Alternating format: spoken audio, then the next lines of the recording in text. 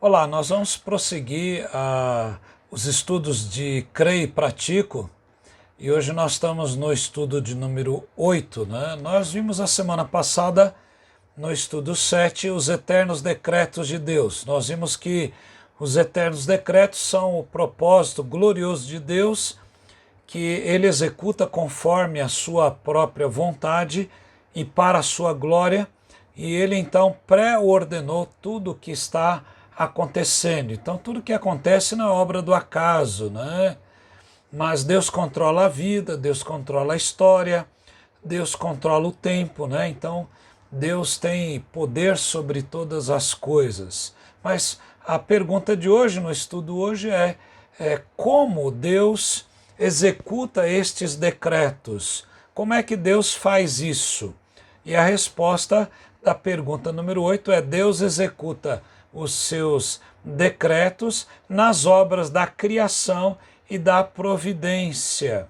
Então, os nossos teólogos do passado colocaram alguns versículos para nós entendermos. Por exemplo, Daniel 4:35, que diz: todos os moradores da terra são considerados como nada, e o Altíssimo faz o que quer com o exército do céu e com os moradores da terra.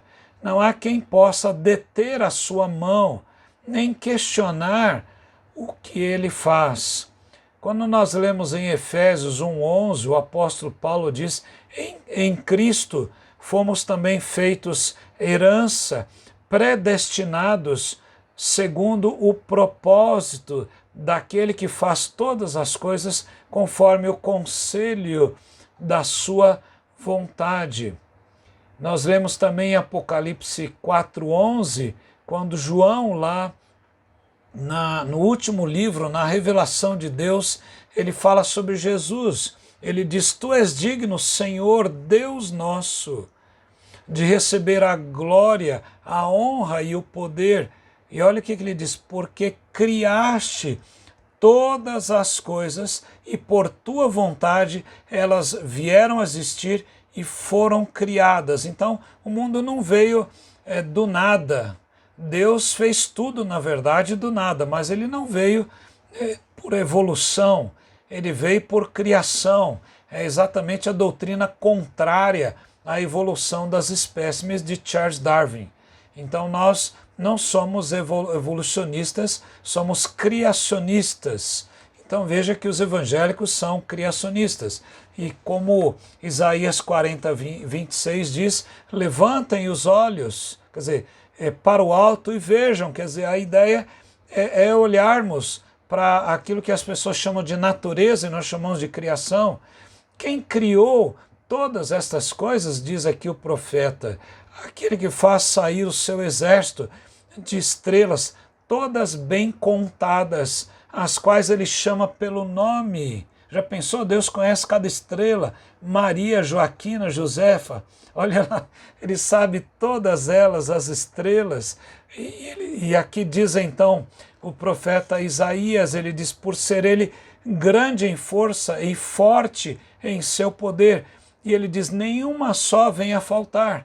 Olha que interessante, Deus então é o Deus que sabe cada estrela, ele que criou todas as coisas. O profeta Isaías também, no capítulo 14, versos 26 e 27, ele diz: este é o plano que foi elaborado para toda a terra, e esta é a mão que está estendida sobre todas as nações, pois se o Senhor dos exércitos o determinou, quem poderá invalidá-lo?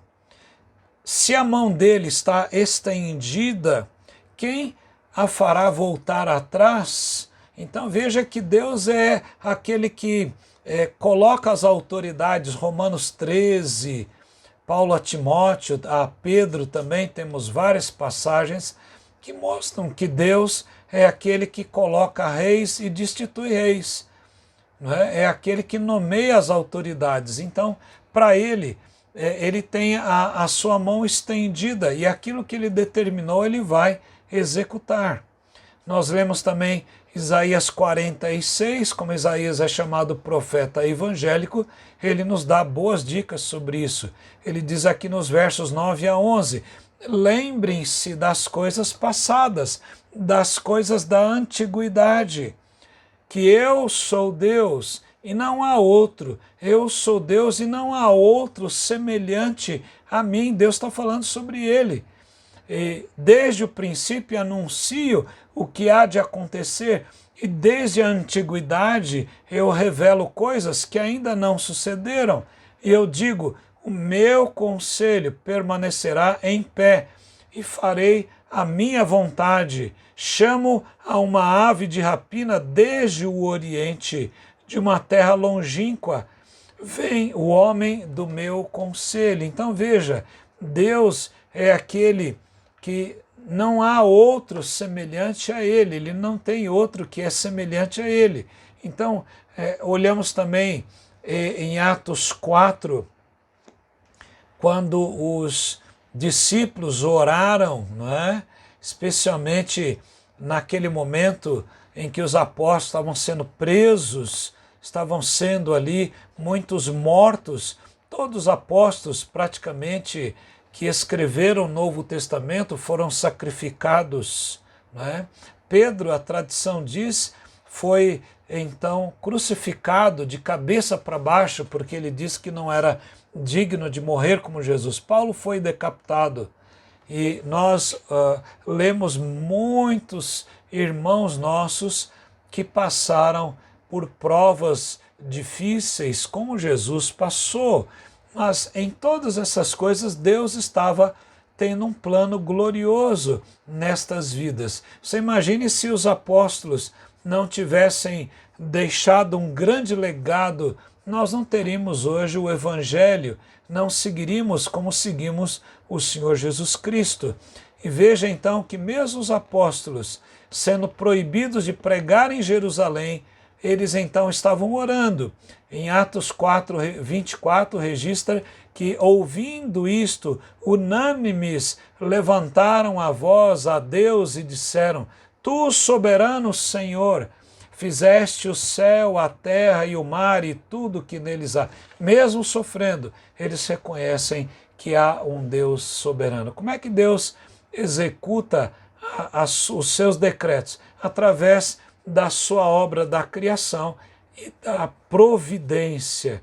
Que o Senhor o abençoe e guarde. Amém.